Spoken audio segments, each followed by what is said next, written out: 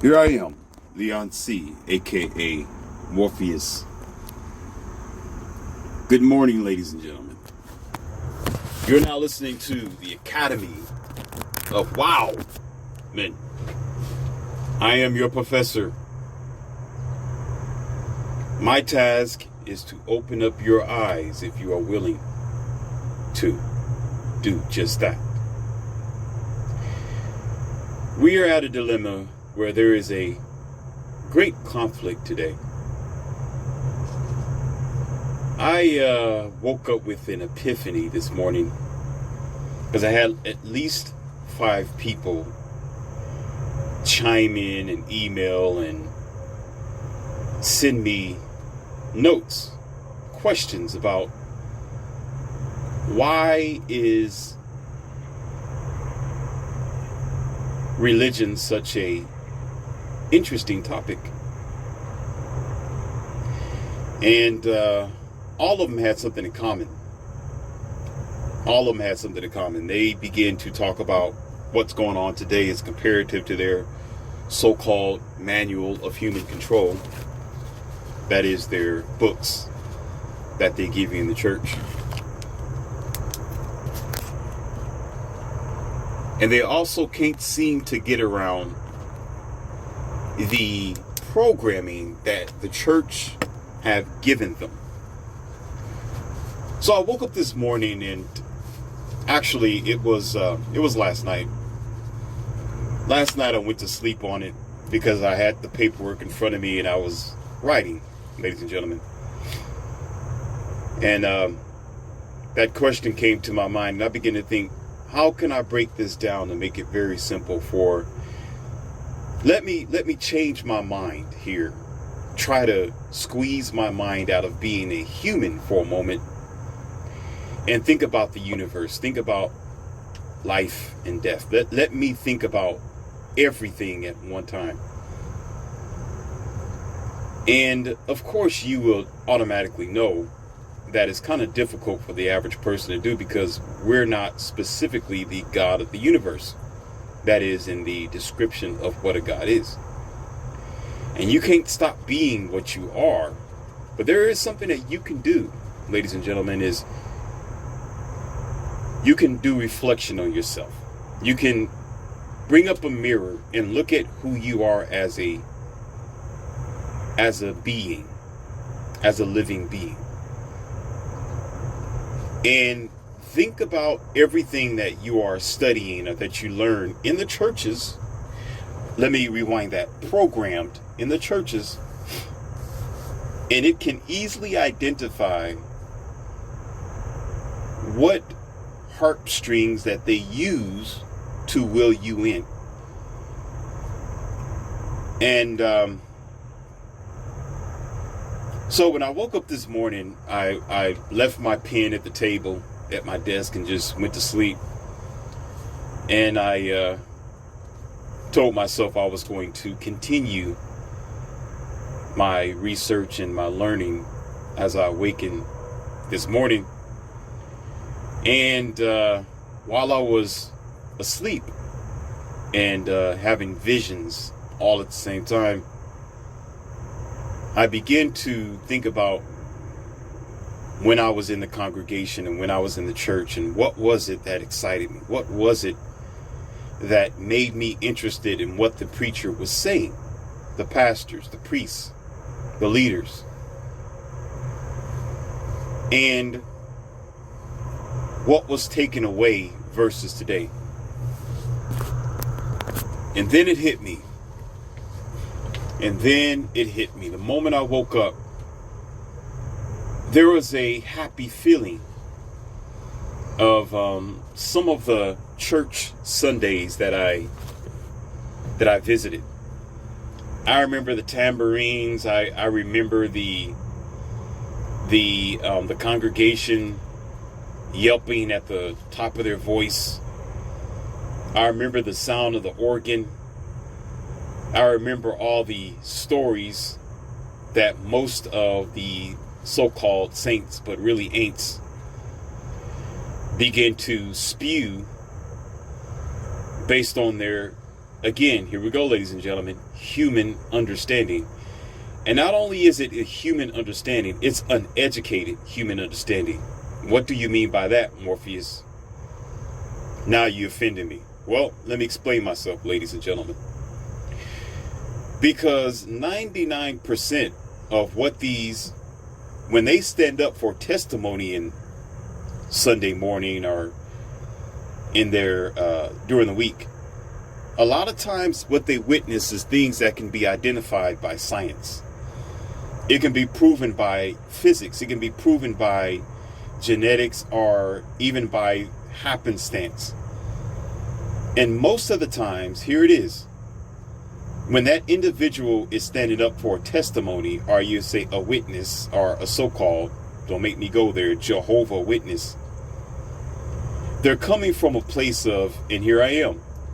Don't be offended because I don't care about your feelings. I tell you nothing but the facts. If you're in your feelings, take your childish, narrow behind somewhere else. Because if you got a problem with it, do your own research and bridge the gap that's between your buck tooth. Okay? Lack of education, lack of understanding how the universe works, lack of science, lack of understanding physics and evolution, those are hideous atrocities that the church don't want you to understand or overstand. They appall. They are appalled by science, nature, and things that are physically before them. This is why they always push belief, faith, and hope. Listen, ladies and gentlemen, belief, faith, and hope is their magic wand against science, physics, and math. Because math equates to logic. Logic equates to how you're able to explain a situation outside of faith, hope, and belief. Whereas you don't have to believe in a thing, you know a thing when you understand it based on this almighty word called knowledge.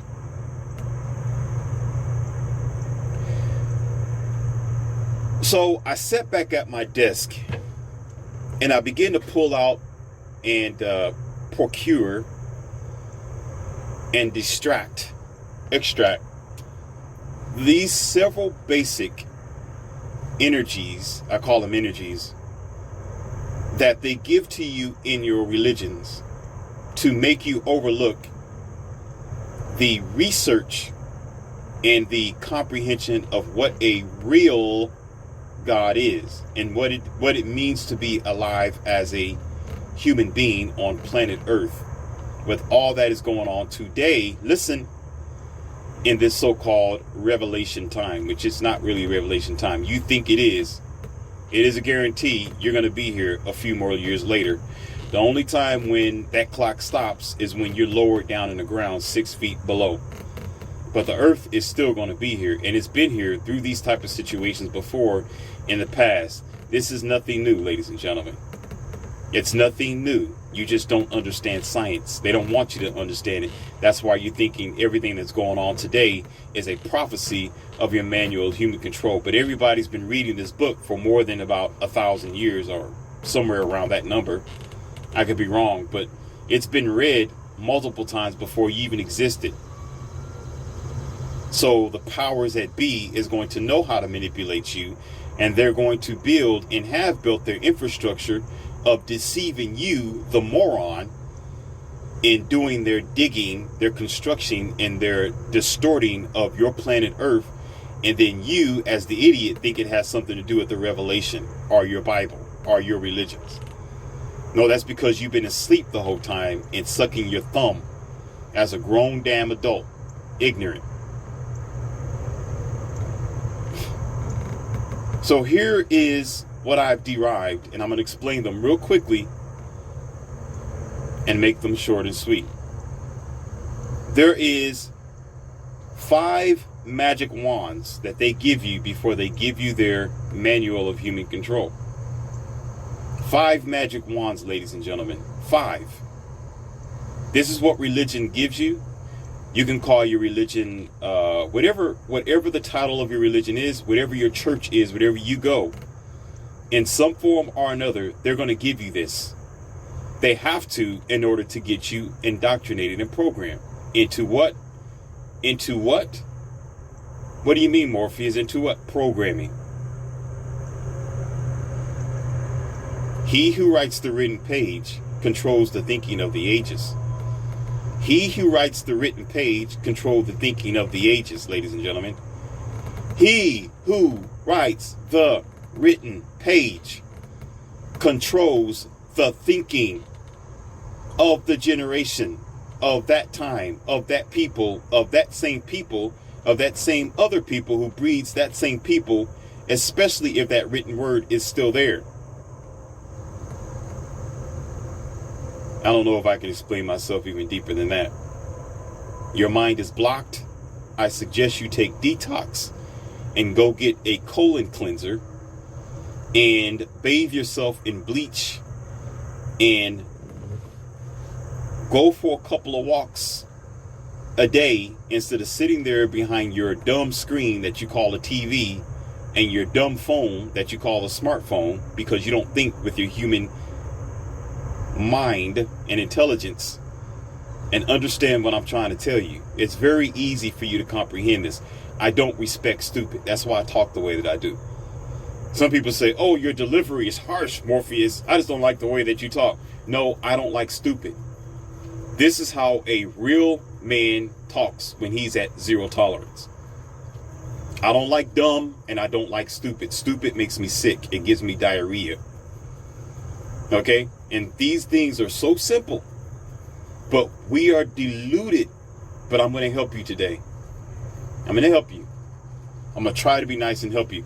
The number one thing that they give you is music. Music in all its variations. Music is the most destructive power that they use in your religion.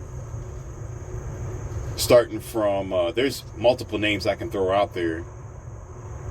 I don't want to get it wrong. Fred Hamilton. I don't think he's a religious or a what do you call that? A gospel singer. That's just one of the first things that came to my mind. But I know that there's someone like what's his name? Man, it's been so long. I can't even. That's terrible. It's been that long. I know there's guys like Kirk Franklin. There's Kirk Franklin. There's the sisters. There's just too many. I can't even begin to go down the list because it's been so long. I destroyed all those tapes. See, the thing is, I'm gonna tell you about it. Once I got rid of the music, the deliverance of my empowerment began, because I started understanding the deception in their words. That they give it to you like sweet candy. It's sweet, it tastes good, but it poisons you very, very slowly. So you're going to have to forgive your professor if I can't pull out the accurate names of these church choirs, gospel singers, and even they have choirs for the Catholic Church as well. And I can't actually pull them off the top of my head because I destroyed them a long time ago. I took the tapes and broke them and actually threw them in the dumpster once I realized what type of lie that it was based on. But you have to understand that music is a drug. You want to know the evidence of that is look at the music industry today. You don't have to be gospel singers. And then, of course, you have gospel rap as well, which, again, that's them trying to progress their program once again by modifying themselves to mutate into the current modern world today, which shows you even more how much of a false identity that it is. It shows you how redundantly fake that your church or your religion is when they need to modify themselves or their thinking to appease to what's going on today. Because that is a form of evolution. And then it goes against their so-called teaching and their words when they try to program you by saying that God is yesterday, today, and forever, and God never changes. But here they are changing. Here they are changing. So there's some contradiction there that we don't need to talk about. But anyhow, music is one of the ones. And music is very effective for the mind of the youth, and is effective for adults as well. And the music oftentimes don't even coincide with the religion or the Bible. It's just artists that are putting together their own twist, their own modified idea to make this music appealing to your ear, which is called ear candy. And therefore, while you're in the church, you're being emotionalized because music equates to emotion. And through your emotions, it modifies your mind and manipulates you. Let's go on to the second one, ladies and gentlemen. Ritual. Religions have a obvious ritual, but you've done it for so long, for so many Sundays, for so many Saturdays, for so long, so many generations, you don't realize that there's rituals that are being done. And the rituals is all sorts of things besides just communion, besides prayer, besides we all have to stand up and hold this Bible and sing together. It goes beyond lighting candles or walking through the aisle with some sort of fog and water and holy water. It goes beyond that, ladies and gentlemen. But that is a part of its ritual. The ritual gets you enthralled into the story that they deliver you constantly, where it makes you feel, I didn't say think, feel as if it's important. Feel as if you're doing something in honor of your man-made God. To make you enthralled that you are doing something important. At least you think that you are, according to the ritual. Now let's go to the third. The third is tradition, which is one of the number one Achilles heels of this. It's their masterful sword. See, tradition means you've been doing it for such a long time. It's almost equivalent to ritual, but it's traditional because you pass it down. You pass it over. This is what we traditionally do. Y'all traditionally talk a certain way. You traditionally dress a certain way when you go to your churches or your religious circles. It's traditional from the generations that have come before you. So therefore, as the pastor goes to their so-called colleges to learn how to indoctrinate you, because that's what it is, and program your mind, the tradition stays the same, or at least try to stay the same. But then you have your new age pastors. You got your new age pulpit drug pushers of your emotional confusion, which changes the tradition just a little bit to modify it for the younger generation today, or for those who want to be hip. Again, for example, the Kirk Franklins of the world. And the reason why I speak of Kirk Franklin, and it's not an attack on him. It's not talking bad about him. It's a good example when you listen to his music and his earlier albums and his second album, if he made a second album. I don't know because I didn't go that far. I'm just guessing. Where it's not based on the traditional gospel music. It's not based on the old music that your grandma or your grandpa used to listen to, with regular drums and regular piano and a little bit of tap dancing and clapping your hands in the background.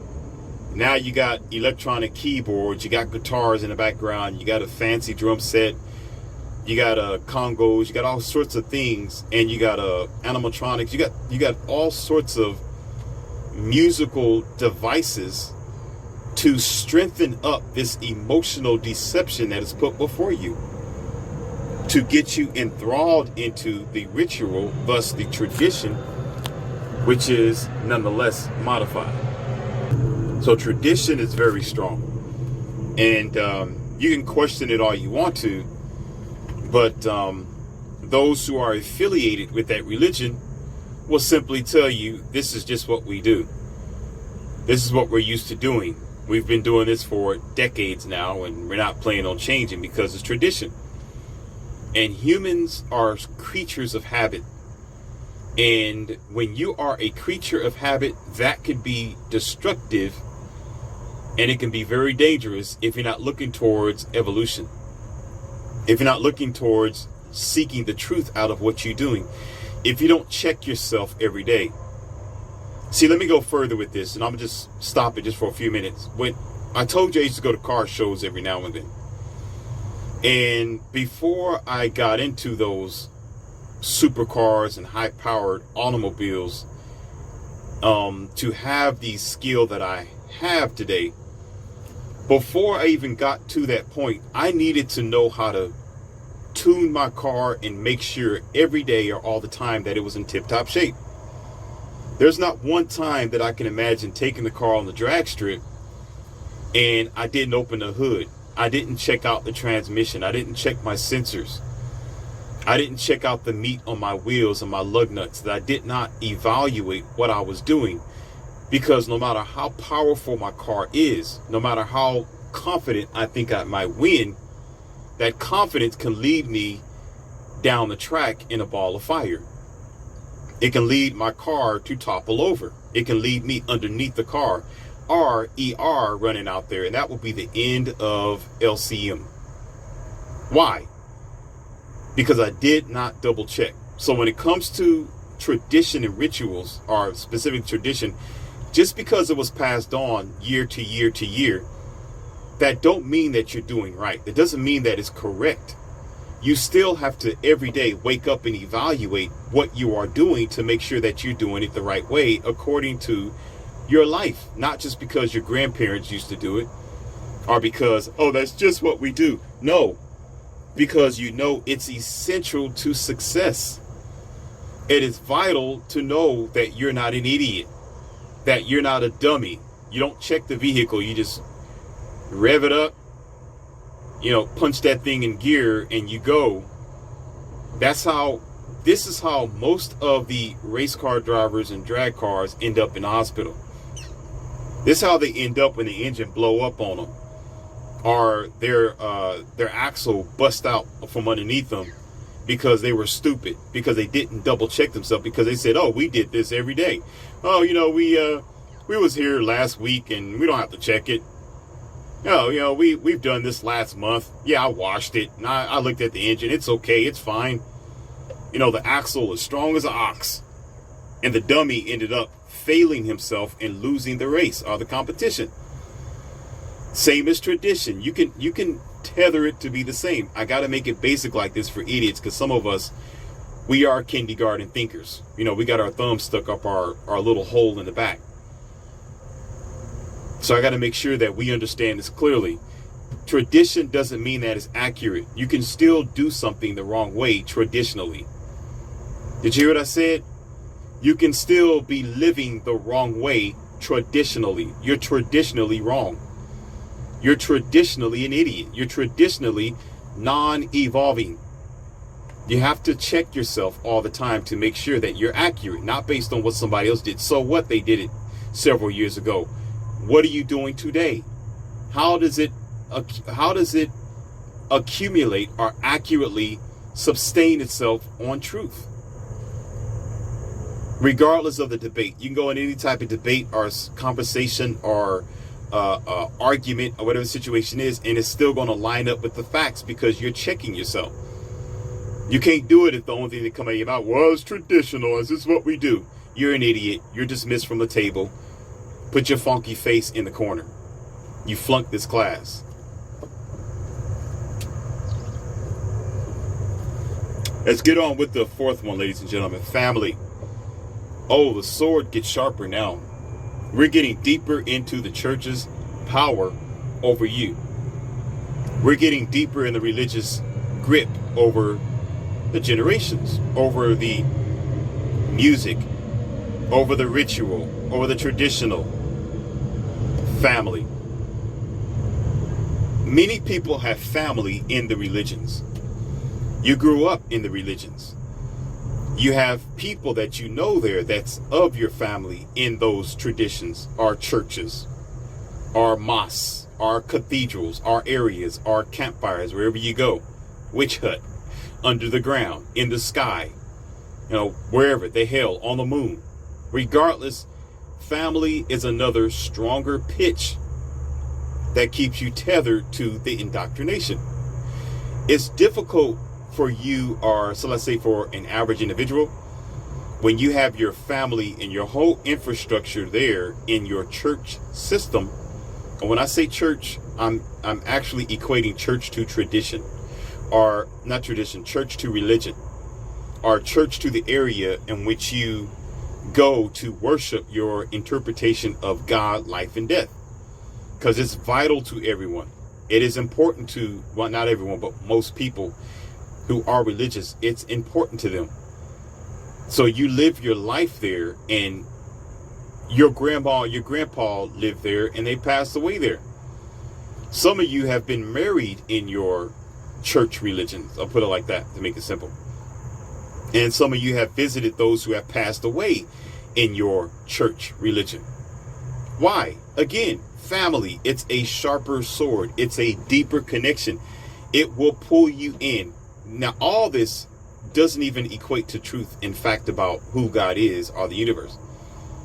Music, ritual, tradition, and family had nothing. Listen, I didn't say any, well, I did say a few things, but I didn't say anything about what the text said.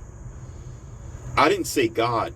I did not say the truth of the universe. I said music, ritual, tradition, and family. All these things equate to your human connection. I told you, we're going deep in this, that we're doing surgery into this so you understand how you are placard to this idea, and it's hard for you to break away. I understand your mom's in it. Your dad was in it. You was there when you was 2 years old. You was sitting down while they were sitting there lighting candles. I understand. I get it. You wore the jihadis. You wore their hats. You wore the clothes. You was there. You read the book when you was like 9 years old. I'm not dousing you for it. I'm not saying it's wrong. If it's your choice, have at it. If that's where you want to go. But I am here to give you answers. I'm here again. What is my name? Who am I? Leon C., also known as who, ladies and gentlemen? Morpheus. I'm here to give you one pill in one hand and you have another one. Feel free to take the blue pill. I'm not here talking bad about nobody or what you believe. What you believe is your choice. I'm not here to try to be a macho man and say, oh, go my way. No. Or become the new pastor, or to sweep the rug from underneath your feet. I am here to explain to you what most people, I didn't say some, most people will eventually reach their crossroads, or they will awaken, and when they do, they need these answers, Neo. They need it. And so it's here for you, and you can never say nobody told you or gave you the blueprint of how you are deceived. Most times people don't leave the church because family is there. And here we go. Remember that statement, monkey see, monkey do? You remember that? And oh, family is everything. You remember that? Oh, and family comes first. If your family is mingled with your religion or in your belief system, your church religion, what is the odds of you walking away? Because walking away from that religion will feel like you're walking away from family. Let that sink in. Think about it. Walking away from your church religion or belief, whatever you want to call it, you believing in your Casper the Friendly Ghost and your Sky Daddy or Superman on white wings, whatever it is, if your family is there, when you walk away from it because you decide to, or you see the light differently, or you have your epiphany, it is a strong magical wand for you to stay because family is embedded right there. But if you notice, year after year, while you're getting married right there on the pulpit or in your church programmed indoctrination of a matrix, There are people who are passing away right there just as well. While you continue the rat wheel of ignorance until you understand how you are playing yourself, because the system is always available and willingly ready for a fool who don't care about themselves. You have to excuse me, I'm taking a drink on some protein this morning, and I got my tea. My tea is actually brewing right now, and got a little mixture of some stuff in there as well, so just to clear my throat. The protein it's not all that bad, but it's doing quite well. It's not like it's water, but surprisingly it's coating my throat, making it a little bit easier to talk, so that's fine. It's protein, a little substance in it. So getting back onto the lesson. Now the fifth one, because emotions tether to women are emotional. Let's just get this straight. Women usually bank on their emotions, and they are typically social butterflies. And the churches today, just look at your churches, look at how some of these men are feminized and how they walk in there with their tight monkey pants on and these tight ties on, looking silly, and standing there, yes, Jesus, love me. Yes, Jesus, love me. Looking stupid. Yes, Jesus, love me. About a man, you know, he's sweet, I know. He's sweet, I know. For the Bible tells me so. He's standing there looking funny with his white beard, funky looking nose, bald head self. Looking ridiculous, talking about he's sweet, I know. I'd have to question his manhood then. Be like, sir, do you realize you are singing about how sweet a man is to you? Honestly.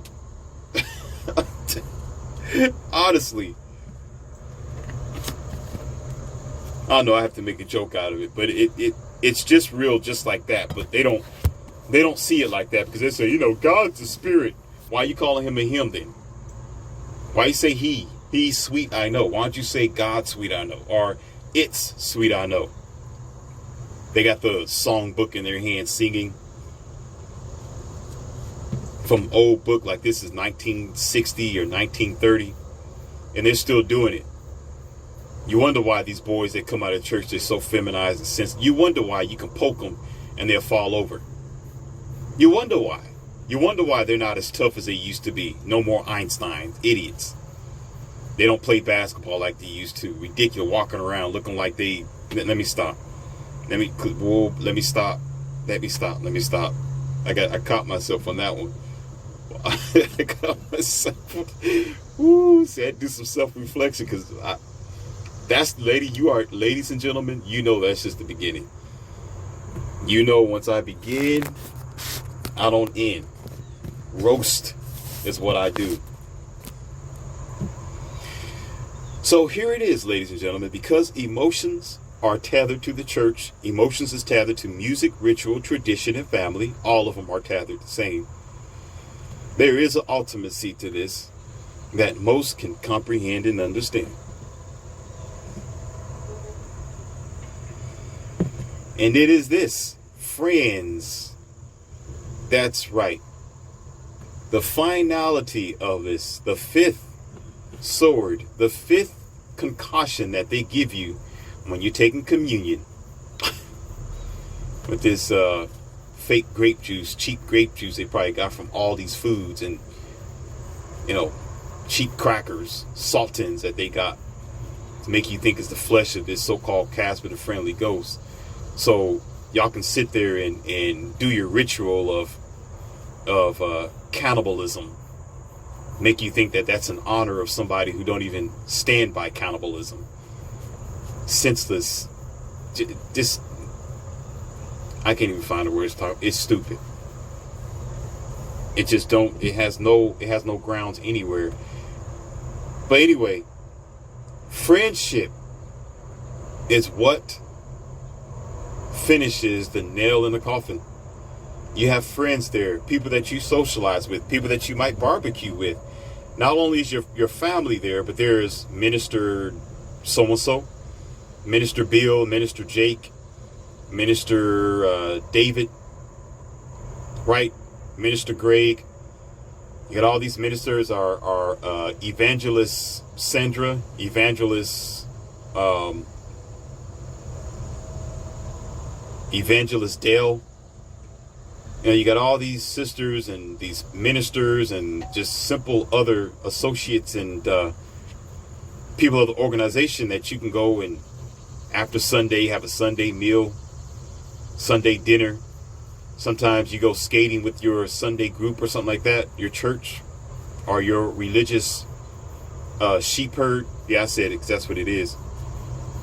So you build up friends there that you, and some of the guys, they get along with some of the women that are in there and build up a even, let's just say, closer friendship with them, behind the scenes friendship with them. Let's donkey dunk behind the scenes friendship with them, and they both go in there and sit in separate pews and act like they don't know what's going on with them. Yeah. And what makes it so intriguing to most people who are unlearned when they sit here in a congregation of sheep, animals, okay, who are being led to the slaughter. You go places like the convention center. You go to trips out of town. Yeah. You go to Bible explosions. Yeah. You know, the Catholics get all in one bus and they go travel down to a campsite or something. You know, y'all go to a some sort of game. You know, sometimes you go out of town. I know it. Go places as a group. Sometimes you go skating, you know, church skating during the afternoon. The men would take the boys out somewhere for fun, extracurricular activities. Listen, I've been there, I've done that, I know it. You know it yourself too. It sounds good. Just listen, let's slow down.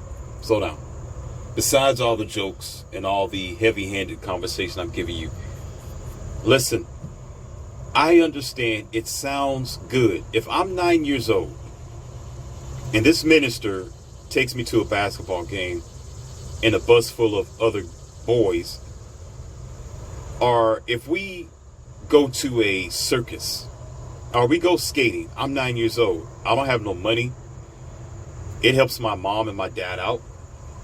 I'm not doing nothing that Sunday afternoon, or maybe, what do you call that, on summer break for kids. I'm not doing nothing on my summer break. And I did my summer job, but here I am. I got like a month to go, or maybe a couple of weeks, right? Or one more week left. That 1 week, the church want to take you out somewhere and you doing church activities the whole week. Go camping for a whole week. I understand. It's good. I feel it. I'm with you on that, right? It's not a bad thing for a 9-year-old boy. It's not a bad thing for a 9-year-old girl. When she's hanging out with her big sisters, they taking her places, showing her some nice things. I get it. But all of it has nothing to do with the bottom line. The bottom line is the indoctrination. The bottom line is the result. The polish on the coffin is the book.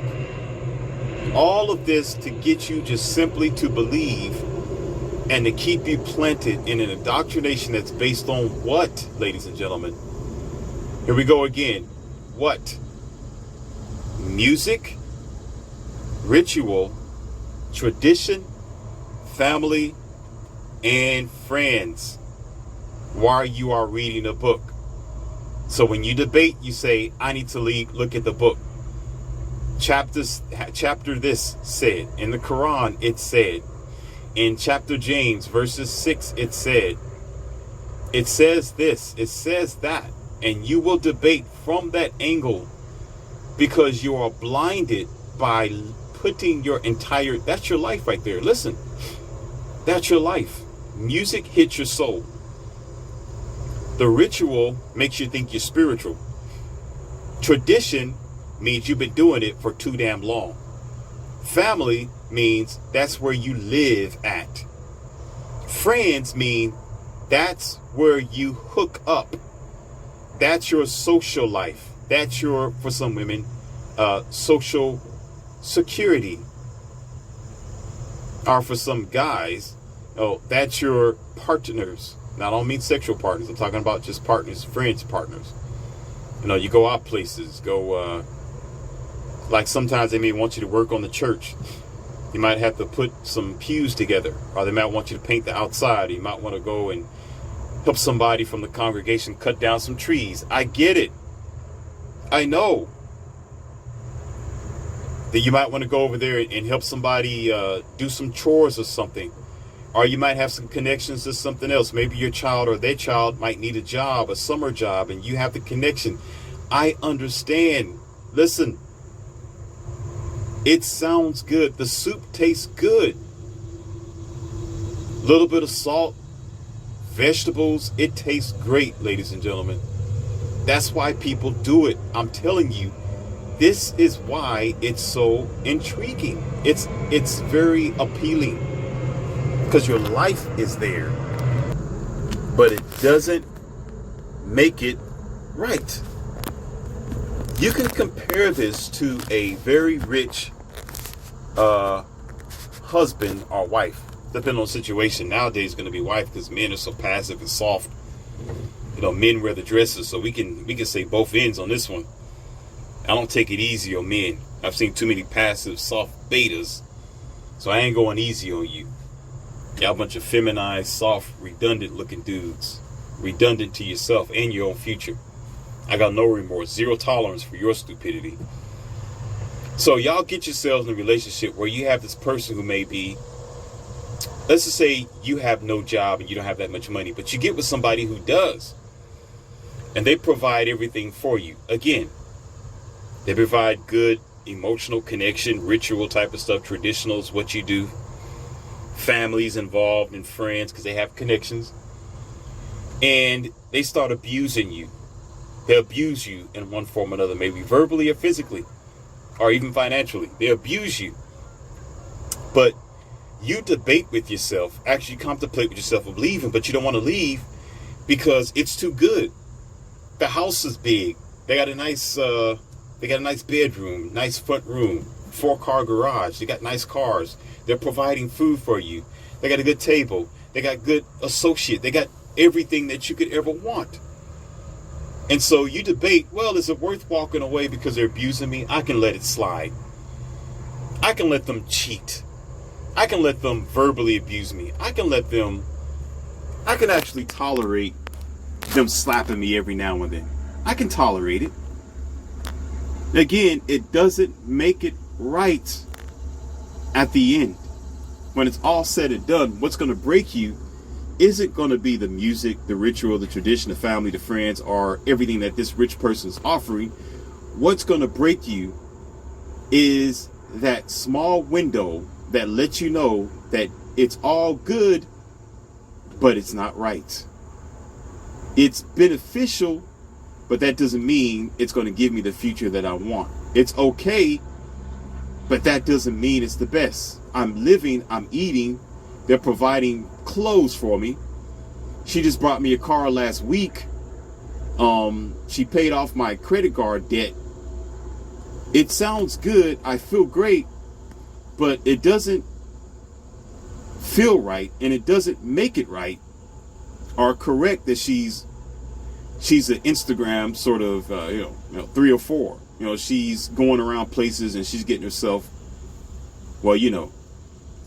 she's getting herself twisted upside down with all kind of types of men.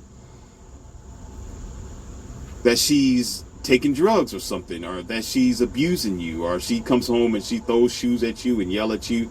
Go make yourself useful. You're a no good nothing dog. Take your cook butt in the front room or in the kitchen and cook me something. You no good something be of a man, and you walk in the kitchen and you put on the apron while you're naked. your little bitty booty and your peach fuzz on your chin, you go in the kitchen, you cook for her, it still don't make it right. It's still, you still know you are in the wrong position.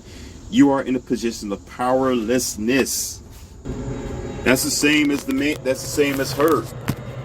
It doesn't, yeah, he's providing.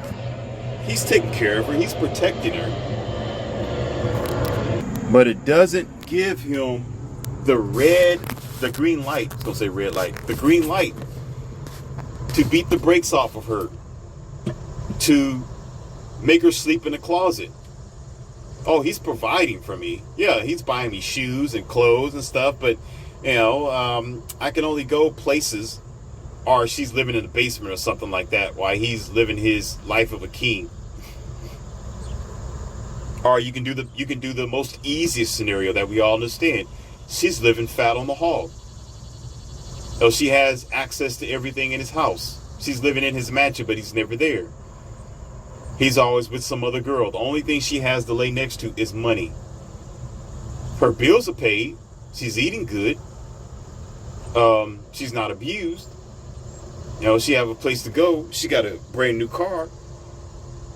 But her human side, her soul will automatically say, still, something isn't adding up. This is not the life that I should be living. And it may not be as lavish as that. I know that's an extreme example, but when it comes to spiritually and mentally, that's the same as the 5 powerful wands that they give you in your religions: music, ritual, tradition, family, and friends.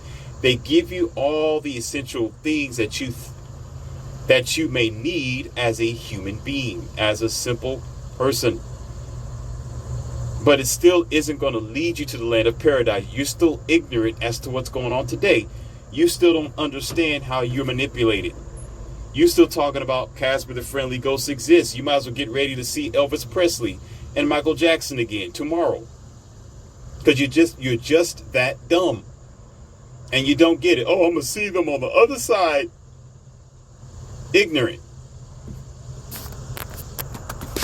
Sorry, ladies and gentlemen.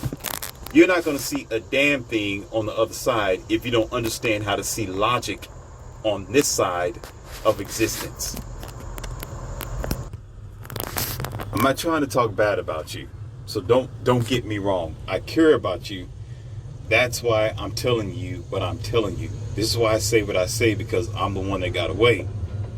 I've broken away from the wires that are back in my head, and I'm only doing what's best for you, should you decide to do so, by using your free will. And there's plenty of options out here. You don't have to be a small-minded slave. You don't have to be. I'm letting you know from a person who don't stand by the idea, the human anthropomorphic creation programming in written form, in a book, and an indoctrinated idea formulated by the years of manipulation through scrolls, through these so-called scriptures, so-called ideas, so-called pastors, preachers, and Jesuits, that made no sense and doesn't have any type of capitalization on what's going on today. The only thing that you'll ever get, once again, is this so-called idea that you'll say, oh, revelation is real because this stuff in the book is coming to pass. And again, it goes against you because your ignorance is based on the book itself. Because when you understand science, when you understand human nature, when you know all it is factions and systems that are banking on what you read. Again, he who writes the written page controls the thinking of the ages. Didn't I just say that? It's not a happenstance. And if anything, I told you before, the book was given to you. Our books are given to you for a learning progress. And if you look at it as a future tense proverbs or probability or condition based on, what do you call that? I can't think of the word. It slips in my mind. I guess I'll let it go. Being able to determine the future, then it was based on prevention, and with you failed a long time ago. Preventative measures. stopping it from being what it is today. But because you didn't stop it from being what it is today and was an ignorant, passive, weak, fallen soldier, it is your fault that this have come to pass. Not because it was a biblical prophecy. It wasn't because, it was meant to be no matter what, because that's what God said. No, it was because of ignorant people did not do the necessary work to prevent the catastrophe from happening, because you let others take power over you. You let others indoctrinate you. You let others usurp your ability to use your free will to think for yourself. So you slowed your own success down, and you want to think it has something to do with revelation. No, it's all to do with your ignorance and the fallen soldiers that have come before you. It's just like if I give you a manual to your car, the manual is to stay tuned up. The manual tells you how to change your oil, how to keep this car on the road. Duh, human being. If you do not follow my manual and you are ignorant enough to let all these maintenance schedules go, then guess what? The car is going to diminish. It's going to cause a catastrophe. It doesn't mean that I know the prophecy. It don't mean that I'm telling you the future probability that's going to happen no matter what. I'm telling you what to avoid, what not to do. And when it happens, that's because you destroyed what I gave you. That means you was ignorant. You was disobedient to what I was trying to give unto you. You see how that works? I'm telling you, if it was something that was accurate and true, you still effed yourself no matter what by not doing nothing to prevent the way that your world is operating today, or your westernized, non-civilized people. Go eat that cookie and chew on it and see how that comes out in the end. Don't flush it. Put your face around and look at it and show me what you created. And when you get done, clean it up. It's a very silly thing that if a person decides to leave one religion, they think it's best to jump on to another one. I'm sorry, but I'm not sorry. But a dog, for example, who is a stray dog, or let's just say a dog who was once owned by one person, and they don't know how to take care of themselves, or they go back out in the wild, or whatever the case may be. And then here you are scratching at somebody else's doorstep to take you in once again. You already had a collar around your neck once upon a time. You don't know how to eat, hunt, feed yourself, provide shelter. So now you're like, take me in again, master. Take me in again. You're going from one. They got 9 or more different religions that are available for you. One indoctrinated door to another indoctrinated door to several other indoctrinated doors of leading you by the collar. And you're dumb enough to think you're doing something special because you jump into another religion that's more appeasing to your current life. And you think you special. You see why I told you I'm not doing this to hurt you? You see why I had to say what I said. Because I don't want you to think that I'm stepping on your toes and I'm this perfect guy and I know all the answers. I don't have all the answers, but I can tell you what I talk to you about is what I definitely know. I speak to people every day, all the time, and I've been there myself. And this isn't a small experience based on myself because I'm only one person. This is my universal statistics and studies traveling all over the place. This is what I get typically from the common person. They always say, well, I was once a Baptist, now I'm a Christian. I was a Christian, I went to Muslim. You know, from a Muslim, I became this tippa-topper. I was this Catholic, and I turned into this monk hunk. You know, whatever it was. You know, now I'm non-religious, and I'm in between religion. I'm a witcher. You know, now I'm doing Wicca. Yeah, I get it all. And then because you switched to something else, you think that you changed your game. No, you only changed the programming. You're still connected. You're still on the computer. You're just in a different node. You're on a different page, but you're still on the same computer. It don't make sense, ladies and gentlemen. You're still doing the same thing. The only way to get out of it is to get out of it by understanding what it is in generally and as a whole. It's generally an indoctrination made up from someone else that you want to follow or you desire to follow, because here's your Shangri-La. You do it all because you don't believe in yourself.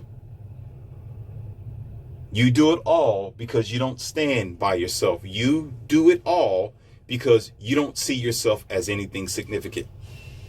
That's the Shangri-La here. The Shangri-La is you do not uplift yourself. You want somebody else to uplift you. You need a sky daddy. You need somebody to tell you that you are important. By going by the book, by being this slave plantation, modern slave person who is getting pat on the head by the master. Oh, good doggy. There you go. Good doggy. Good boy. Good boy. Good girl. Good boy. Good girl. You're doing great. You be my witness. I'm Jehovah. You be my witness. Good boy. Good boy. You want a bone? You want a doggy? Yeah, here, doggy. You want some dog food? I got some kibbles and bits. Come on. Here's your bowl of water. Here's your milk. Good boy. That is your issue. If you stood on your own ground to study the world as you know it to be, then you would do just that without trying to hold on to somebody else's idea of life and death and God. Because you don't believe in yourself, that's where you go. And how they appease you to do it, how they get you to do it, once again, you have your music, ritual, tradition, family, and friends to give you a book, and then now you are a modern moron.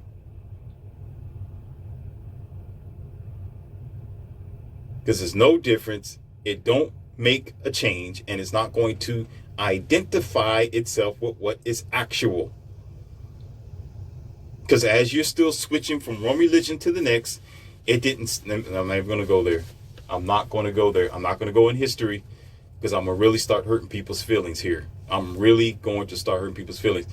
It's not going to change what have already happened, ladies and gentlemen. It's not going to bring back the millions. It's not. It's not going to bring Elvis Presley. It's not going to bring them back. And then you got some religions talking about, well, God's gonna bring the world back the way it once was. I got an audio coming for you, and I'm gonna tell you what the title is. God is wasteful. Because I'm getting ready to give you the Shangri-La on that one, whether you like it or not. I'm coming for you with this one too. So I know what your rebuttal is. I know exactly what you're gonna say. Ain't gonna change the damn thing. The common human would do anything to stay in menticide instead of accepting reality. Because if you accept reality, then that means you got to stay on your own 2 feet. That means you got to make your own idea. You got to make your own path and be confident about it. But because you can't do it, you fail yourself. And you need somebody to guide you along the way. That's the capital language of a sheep. And I'm here to tell you that you're greater than that and better than that if you care about yourself.